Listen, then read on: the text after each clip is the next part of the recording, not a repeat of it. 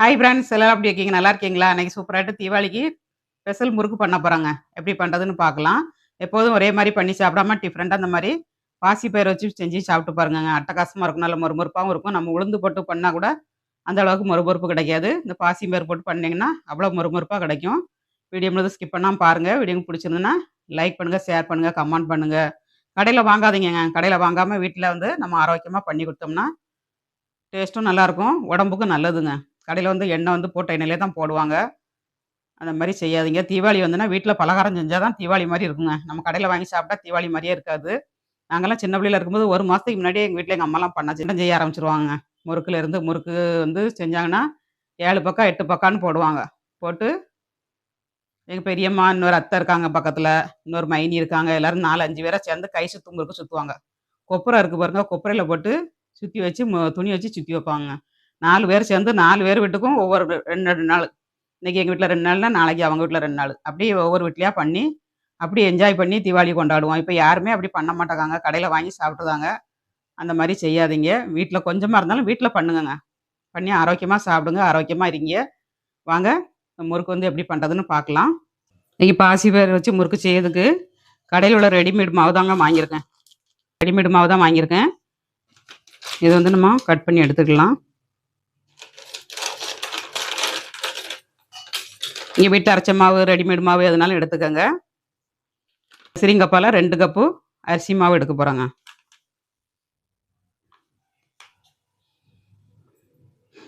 2 cup மாவு எடுத்தோம்னா, நம்ம 1/2 கப்பு பாசிப்பயிறு எடுக்கணுங்க. 2 கப்பு மாவு எடுத்துருக்கேன். இந்த பாசிப்பயிறு வந்து நம்ம 1/2 கப்பு எடுத்துக்கலாம்.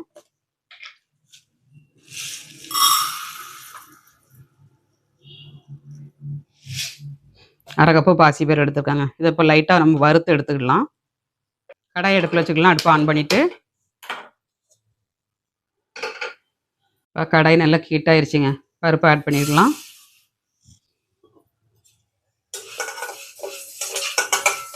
இது வறுத்து எடுத்துக்கலாங்க. சிரிங்கப்பை வச்சு அளந்து எடுத்தாலும் சரி, வீட்டில் டீ குடிக்க கிளாஸை வச்சு அளந்து எடுத்தாலும் சரி, 2 கப்புக்கு 1/2 கப்பு பாசிப்பயிறுங்க. ரொம்ப வறுக்கக்கூடாது. கொஞ்சம் மணவரதுலையும் வறுத்துட்டு நம்ம வேக வச்சு எடுத்துக்கலாம்.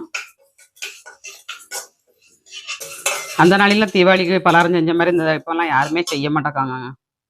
அப்போ வந்து தீபாவளிக்கு பலகாரம் செஞ்சாங்கன்னா வடைக்கெல்லாம் அரைக்கதே வீட்டில் ஆட்டோரில் போட்டு தான் அரைக்கணும். அப்போ கிரைண்டர்லாம் ஜாஸ்தி கிடையாது. ஒவ்வொருத்தரும் லைனில் நிற்பாங்க. லைனில் நின்று நாங்கள் அரைப்போங்க வடைக்கெலாம். நிறைய வீட்டில் உரல் இருக்காது, மாவு அரைக்கிற உரல். அப்போ வந்து நான் ஃபஸ்ட்டு நீ செகண்டுன்னு சொல்லி குக் பண்ணிடுவாங்க. உரலுக்கு குக் பண்ணி அவங்க ஆளாட்டு அரைப்பாங்க. 2 மணிக்கும் 3 மணிக்கும் உரலில் போட்டு அரைச்சி நாங்கள் நைட்லேயே எங்கள் ஊரில் வந்து ரொம்ப ஸ்பெஷலாக இருக்குங்க தீபாவளி வந்து. முதல் நாள் இப்போ நைட்டில் மறுநாள் காலையில் தீபாவளின்னு வைங்க. இன்றைக்கி சாயந்தரம் 4 மணிக்கே ஆடெல்லாம் வெட்ட ஆரம்பிச்சிருவாங்க. கடாலாம் வெட்ட ஆரம்பிச்சிருவாங்க. வெட்ட ஆரம்பித்து கறியெல்லாம் எல்லோரும் வாங்க ஆரம்பிச்சிருவாங்க. வாங்கி நைட்டோட நைட்டாக வச்சுருவாங்க. காலையில் கறி வச்சு சாமிக்கு படைச்சி துணியெல்லாம் வச்சு கும்பிட்டு அதெல்லாம் ட்ரெஸ் எடுத்து போடுவாங்க. அந்த மாதிரியெல்லாம் செய்வாங்க. எங்கள் வீட்டில் எங்கள் அப்பா இருக்கும்போது நாங்கள் ரொம்ப நான் அப்போலாம் சின்ன பிள்ளை. எங்கள் அப்பா இருக்கும்போது அப்போ நல்லா ஞாபகம் இருக்குது எனக்கு. நாங்கள் என்ன செய்வோம்னாக்கா காலையில் பூ பறிக்க போனோங்க எங்களுக்கு தோட்டத்துக்கு. அந்த பூ பறிக்க போகிறதுக்கு வந்துட்டு நாங்கள் என்ன செய்வோம்னா சாமியை கும்பிட்டுருவோம். குளிக்கிறது வந்து தான் குளிப்போம். அப்புறமேட்டு காலையில் அவ்வளோ சீக்கிரமாக குளிக்க முடியாது, குளிரும். சாப்பிட்டுட்டு சாமியை கும்பிட்டு சாப்பிட்டுட்டு தான் போவோம். எங்கள் அம்மா மட்டும்தான் குளித்து சாமி கும்பிடுவாங்க. நாங்கள் எல்லோரும் தூக்கச்சடவுலேயே இருந்து சாமி கும்பிடுவோங்க. சாமியை கும்பிட்டு கறி இட்லியெல்லாம் வச்சு சாப்பிட்டுட்டு வடையும் சாப்பிட்டுட்டு பூ பறிக்க போயிடுவோம். வந்து தான் நாங்கள் குளிப்போம். அப்போ எங்கள் வீட்டு பக்கத்தில் நல்ல மைதானம் கிடக்கும். குழந்தைகள்லாம் எல்லா பிள்ளைகளும் வந்து அங்கே வெடி போடுறதுக்கு வருவாங்க. குளிச்சுட்டு புது ட்ரெஸ் போட்டு இப்போ வறுத்துருச்சு நம்ம எடுத்துக்கலாம். புது ட்ரெஸ் போட்டு வந்து அங்கே தான் வந்து எங்கள் வீட்டு முன்னே தான் வந்து வெடி போடுவாங்கங்க. வெடியெல்லாம் போட்டு முடிச்சுட்டு தான் அப்புறமா நாங்கள் குளிப்போம். பலகாரங்கள்லாம் நிறைய செய்வாங்கங்க. இப்போ யாருமே செய்ய மாட்டேங்காங்க. கடையில் தான் வாங்கி சாப்பிடுதாங்க. உடலுக்கு ஆரோக்கியமே கிடையாது. இப்போ வறுத்து எடுத்தாச்சு. இதை கழுவி எடுத்துக்கலாங்க. குக்கரில் வந்து நம்ம தண்ணி ஊற்றி வச்சுக்கலாங்க.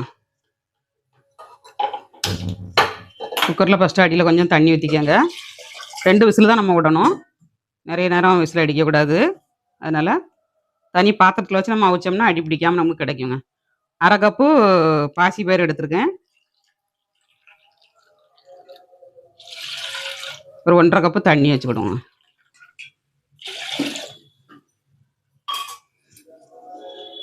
1 1/2 கப்பு தண்ணி வச்சோம்னா கரெக்டாக இருக்கும். இப்போ இதை உள்ளுக்க வச்சு நம்ம மூடி வச்சு வேக வச்சு எடுத்துக்கலாம். வேகட்டும். எங்கள் அப்பா இறந்ததுக்கப்புறம் நாங்கள் புது ட்ரெஸ்ஸே போட மாட்டோங்க.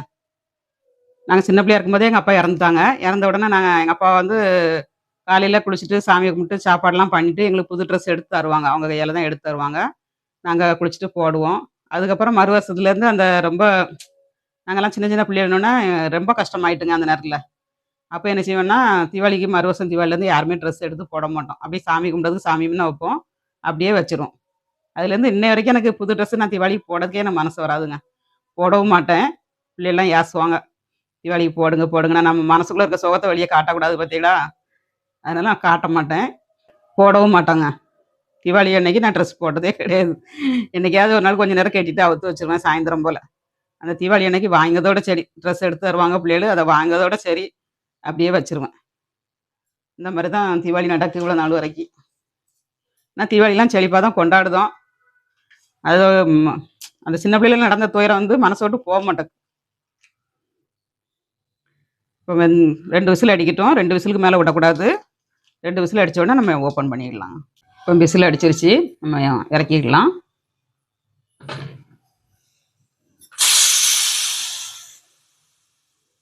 ஏரும் ரிலீஸ் ஆகிட்டுங்க. சூப்பராக வந்துருச்சு. நல்லா வெந்துருச்சுங்க பருப்பு. பருப்பு இந்த மாதிரி மலர்ந்து வரணுங்க. தண்ணி கரெக்டாக இருக்குது பாருங்க.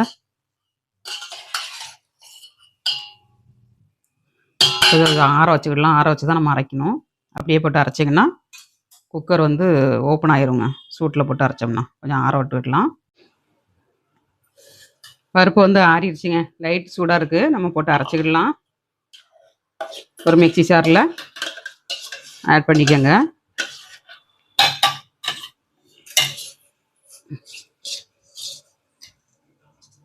தண்ணி வந்து நம்மளுக்கு கரெக்டாக இருக்குங்க. இதே தண்ணியில் நம்ம அரைச்சி எடுத்துக்கிடலாம். ரொம்ப தண்ணியாக இருந்ததுன்னா வடிகட்டி எடுத்துருங்க. மாவு வந்து நிறைய போட வேண்டியிருக்கும். லேசாக சிலும்பல் இருந்தாலும் கூட உங்களுக்கு வந்து முறுக்கு சில்லில் விழாதுங்க. அதனால் நல்லா சாஃப்டாக அரைச்சிக்கணும். அரைச்சி எடுத்துக்கலாம்.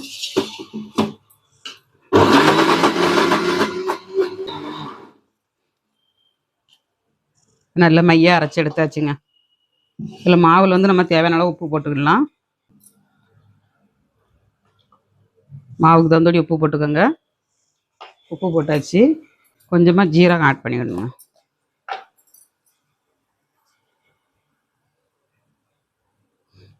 சீரகம் ஆட் பண்ணிக்கோங்க. பெருங்காயத்தூள் கொஞ்சமாக போட்டுக்கோங்க. 1 ஸ்பூனுக்கான பட்டை அல்லட்டக்க வெண்ணெய் ஆட் பண்ணிக்கோங்க. நம்ம அரைச்சி வச்சுருக்க மாவை ஆட் பண்ணிக்கலாம். கொஞ்சமாக மிச்சம் வச்சுக்கிடலாம். எல்லாத்தையும் ஒன்றா ஊற்றிடாதீங்க. பிசைஞ்சிட்டு காணலைன்னா நம்ம ஊற்றிக்கிடணுங்க. சில அரிசி மாவு வந்து நிறைய மாவு பிடிக்கும். அப்படி இருக்கும்போது நம்ம புறத்தையும் ஊற்றிட்டோம்னா கொல கொலன்னு ஆயிருங்க.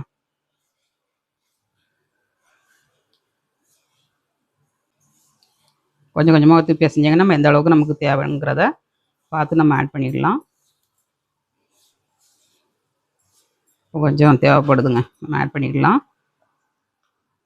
கரெக்டாக இருக்குங்க.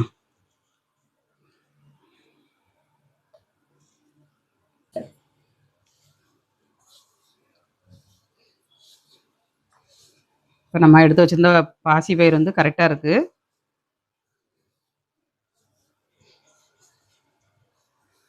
நல்லா பிசைஞ்சிக்கிடணும்.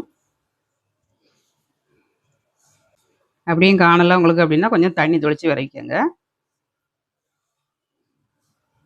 கொஞ்சமாக தண்ணி ஆட் பண்ணிடலாம். கொஞ்சம் தொளிச்சு விரைக்கங்க. ரொம்ப தண்ணி ஆயிடக்கூடாது. நம்ம குழலில் போட்டாக்கே புளியதுக்கு ஈஸியாக இருக்கணுங்க. அந்த அளவுக்கு பிசைஞ்சிக்கிடணும்.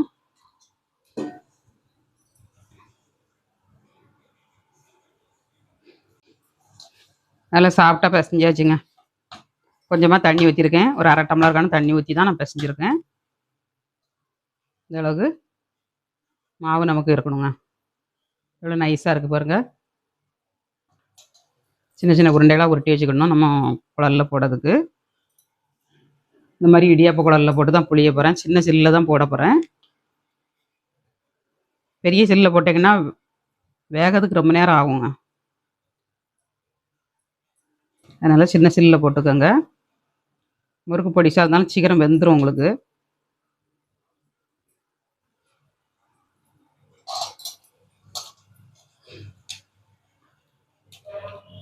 இந்த மாதிரி நம்ம உருட்டி வச்சிட்டோம்னா போடுறதுக்கு ஈஸியாக இருக்குங்க. மாவு உருட்டி எடுத்து வச்சு இதை மூடி வச்சுக்கணுங்க. காயாத அளவுக்கு நம்ம மூடி வச்சுக்கணும். இடியாப்ப குழலில் வந்து நமக்கு மாவு வந்து இதில் புளியும் போது மேலே மேலே வருங்க. அந்த மாதிரி வராமல் இருக்கணும்னா ஹோட்டல்லலாம் சாம்பார் இதெல்லாம் கொடுப்பாங்க பாருங்கள். இந்த டப்பாவில் வந்து மூடியை வந்து நம்ம கட் பண்ணி எடுத்துடணுங்க. இந்த அளவுக்கு சைஸுக்கு நம்ம கட் பண்ணி இந்த மாதிரி எடுத்துக்கணும். எடுத்துகிட்டு இதை மேலே வச்சிங்கன்னா உங்களுக்கு மாவு வந்து ஒரு துளி கூட மேலே வராதுங்க.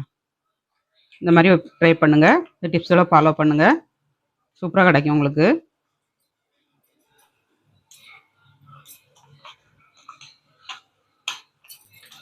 டைட் பண்ணியாச்சு. இப்போ புளிஞ்சு எடுத்துக்கலாம். எண்ணெய் வந்து அடுப்பில் ஹீட் பண்ண வச்சுருக்கேன். நம்ம கொஞ்சமாக மாவு போட்டு பார்க்கலாங்க. எண்ணெய் காஞ்சிச்சான்னு பார்க்கறதுக்கு. இந்த மாதிரி எலும்பி வந்துட்டுனா நம்ம போட ஆரம்பிச்சிடணும். எலும்பி வந்துடுச்சு பாருங்கள்.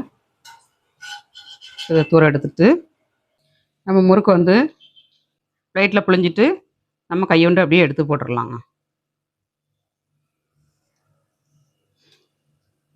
இந்த மாதிரியே புழிஞ்சிட்டு நம்ம போட்டுடலாம். டேரெக்டாக புளினாலும் புழிஞ்சிக்கலாம்.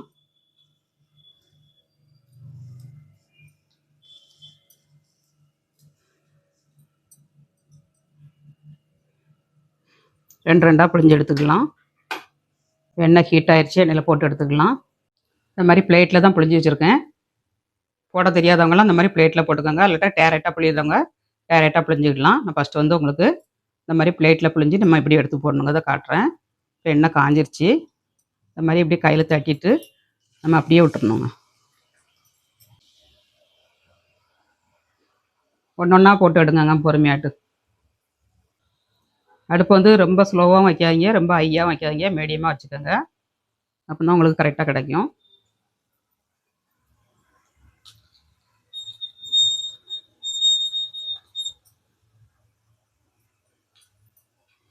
இது கூட வந்து நீங்கள் கருப்பு எள்ளு வெள்ளை எள்ளு அதனால ஆட் பண்ணிக்கிடலாங்க. இந்த மாதிரி வந்ததுக்கப்புறம் நம்ம திருப்பி போடணும். ஃபஸ்ட்டே கரண்டியை போட்டு கிண்டக்கூடாது. கிண்டியாச்சுன்னா உங்களுக்கு வந்து உருந்து போயிருங்க.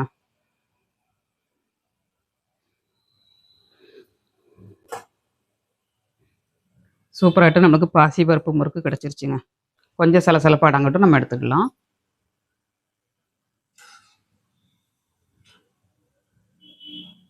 இப்போ அடங்கிருச்சுங்க.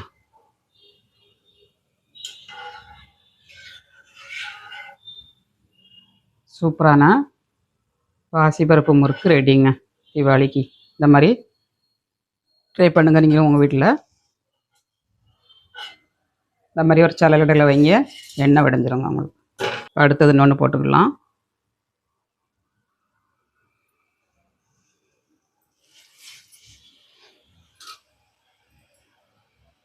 அப்படியே விட்டுறணுங்க, கிண்டக்கூடாது.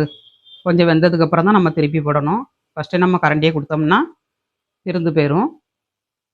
பட்டர் அதிகமானாலும் பிரிந்து போகும். அப்படியே சப்போஸ் உங்களுக்கு பட்டர் போட்டு உங்களுக்கு உருந்து போக ஆரம்பிச்சிச்சுன்னா கூட கொஞ்சம் பச்சரிசி மாவு போட்டு பிசைஞ்சு போடுங்க. ஆனால் அந்த பழைய ஃபஸ்ட்டு உள்ள டேஸ்ட்டு கிடைக்காதுங்க உங்களுக்கு. ரெண்டாவது மாவு போட்டு பிசையும் போது கொஞ்சம் டேஸ்ட் வந்து டிஃப்ரெண்ட்டாக இருக்கும். அதனால் பட்டர் கொஞ்சம் கம்மியாகவே போட்டுக்கோங்க. இந்த மாதிரி தள்ளி கொடுத்தே கிண்டி கொடுக்கணுங்க.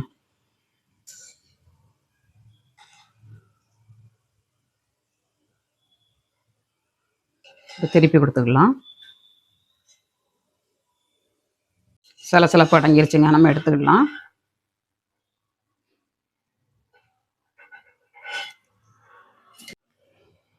நம்ம வந்து அடியில் இந்த பிளேட்டு கொடுத்துருங்கனால நமக்கு மாவு வெளியில் வரல பாருங்கள். அதுலாட்டி மாவு ஃபுல்லாக வெளியில் வந்துடுங்க.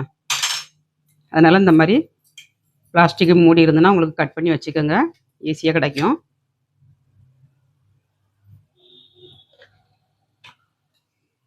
இதாக இருக்குது பாருங்கள். இதை வச்சு பண்ணிங்கன்னா உங்களுக்கு ஈஸியாக இருக்குங்க. ட்ரை பண்ணுங்க. அதே மாதிரி அடியில் இருக்க மாவை நம்ம தூர எடுத்துடலாங்க. ஜீரகம் எதுவும் அடைச்சிருக்குங்கன்னா எடுத்துடலாம் நம்ம.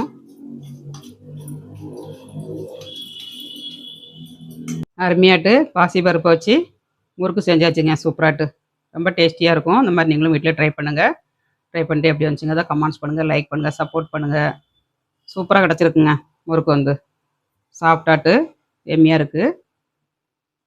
முறுக்கு வந்து எவ்வளோ சாஃப்டாக இருக்குது பாருங்கள், முறுமுறுன்னு கிறிஸ்பியாட்டு. நல்ல மொறுமொறுப்பாக கிடச்சிருக்குங்க. கையில் எடுத்தோடனே அப்படியே நொறுங்கிடும் நமக்கு. இந்த மாதிரி நீங்களும் உங்கள் வீட்டில் ட்ரை பண்ணுங்கள். எவ்வளோ மொறுமொறுப்பாக இருக்குது பாருங்கள், சூப்பராட்டு. டேஸ்ட்டும் அட்டகாசமாக இருக்குங்க. சாப்பிட்டு பார்க்கலாம்.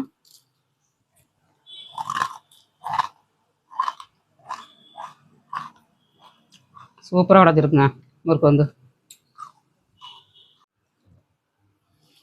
சூப்பரான டேஸ்ட்டில் டேஸ்டியாட்டு முறுக்கு பண்ணியாச்சுங்க. இந்த மாதிரி நீங்களும் தீபாவளிக்கு ட்ரை பண்ணுங்கள். ட்ரை பண்ணிட்டு எப்படி இருந்துச்சுங்க அதை கமெண்ட்ஸ் பண்ணுங்கள். சூப்பராக கிடச்சிருக்கு முறுக்கு வந்து. டேஸ்ட்டும் அட்டகாசமாக இருக்குது. தீபாவளிக்கு பண்ணி என்ஜாய் பண்ணுங்க. சாப்பிட்டு பார்க்கலாம். கையில் எடுக்க பழக மாட்டேங்குங்க. நல்ல மொறுமொறுப்பாக இருக்குது.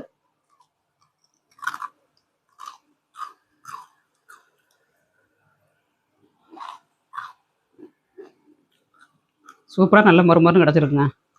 அட்டகாசமாக இருக்குது. எம்மியாக இருக்குங்க. ட்ரை பண்ணுங்கள். ட்ரை பண்ணிட்டு எப்படி இருந்துச்சுன்னா கமெண்ட்ஸ் பண்ணுங்கள். மீண்டும் நெக்ஸ்ட் வீடியோவில் சந்திப்போம். பாய்.